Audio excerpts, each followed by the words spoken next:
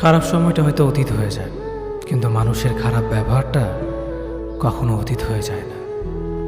শুধু নিজে থেকে কথা বলা বন্ধ করে দেখো, দেখবে অনেক আপনজন বড় হয়ে যাবে। আসলে কেউ আপন হয় না। যারা তোমার ক্ষতি চায় তাদের আঘাত করবে না, তাদের সামনে একটু হাসি মুখে বাঁচবে।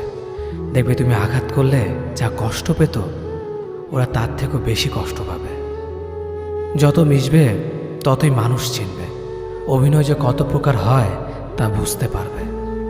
সবাইকে তোমার সত্যতা জানানোর দরকার নেই। যে যা ভাবে তা নিয়ে সমালোচনা করতে দাও। বেঈমান মানুষগুলো কখনো অপরিচিত মানুষ হয় না, খুব কাছের মানুষগুলোই বেঈমান হয়। পাতা ঝরার আগে পাতার রং বদলে যায়, আর মানুষ বদলানোর আগে কথা বলার ধরন বদলে যায়। মন কখনো ভাঙে না, যেটা ভাঙে সেটা হলো বিশ্বাস।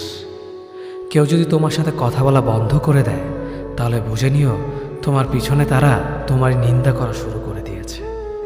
ভুল মানুষের কাছে প্রত্যাশা রাখি বলে আমরা দুঃখ পাই বেশি।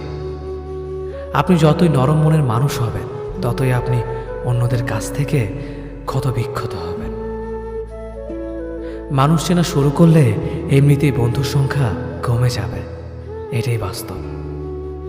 স্ত্রী চেনা যায় স্বামীর দারিদ্রতায়, স্বামীকে চেনা যায় স্ত্রীর অসুস্থতায়।